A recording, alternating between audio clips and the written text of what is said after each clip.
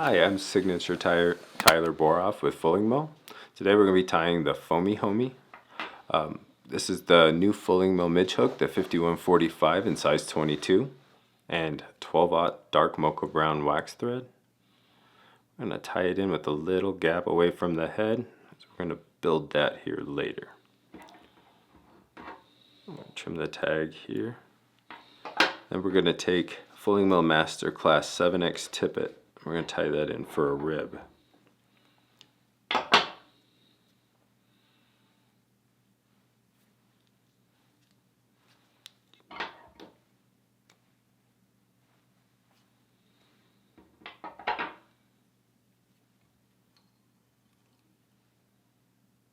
So I like to secure this to the far side of the hook, making the midge wider instead of taller. We'll take 3 to 4 wraps back and come forward one time. This tapers the body up, making it a little bit thicker towards the thorax and thinner towards the back. And with these new hooks, you can take this 22 and stretch it and go really far down the bend here.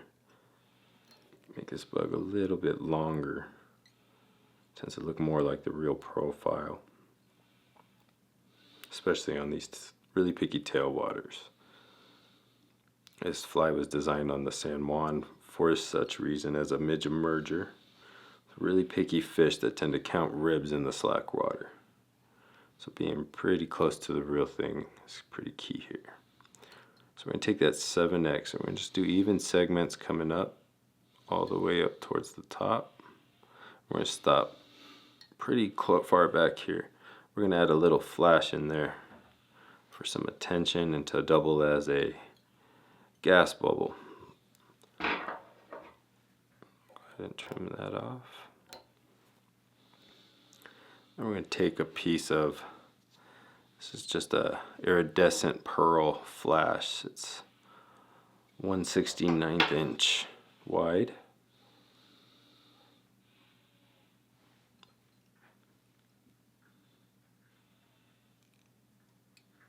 I'm going to kind of capture that angle here. Just build a little flat foundation and bring your thread about halfway to the eye.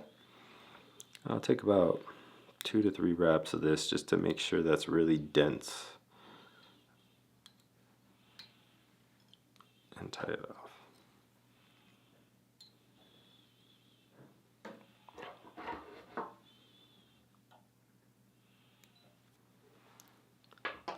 I like to throw a quick whip finish here so while I'm tying in the foam part of this fly,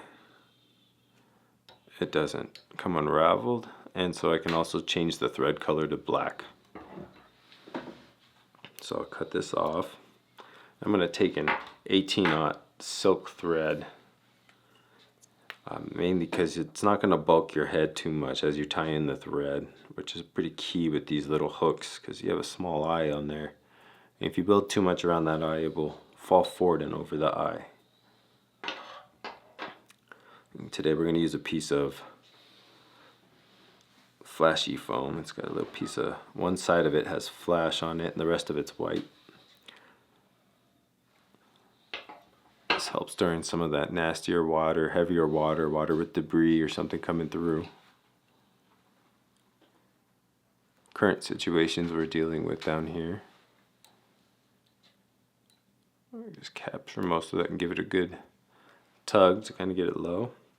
And now with this silk stuff, you can whip finish a lot, so you can keep going and covering to where that foam will lay down.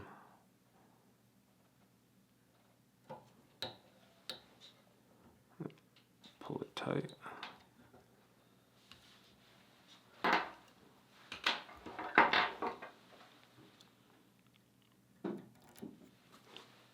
Cut the thread, and then I like to trim this about halfway back on the body. You can always trim it a little more with some little nippers on the river if you need to, but you can't make it longer.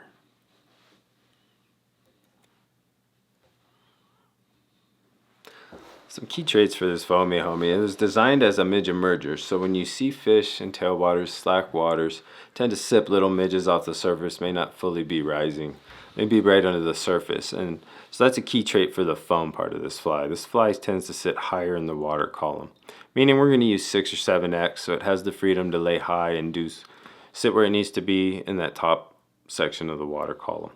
And then we have a little bit of flash here on the bottom to be kind of like the exoskeleton filled with gas as that wing emerges. And it's also a nice little flash to the fly for an attractor. The tip of his ribbing is really nice because it does keep the teeth off the thread body and helps keep the fly together a lot longer. You can choose to UV it or not. This one I did not. I want it to sit a little higher. Tend to UV them when I want to fish them a little bit deeper, more in the winter time when the hatches aren't very long. And then the black head, it seems to be a key trait in a lot of the midges here. They just have a small dark head, so the contrast even on a dark brown body with a dark brown head is a visible feature in these flies to these fish.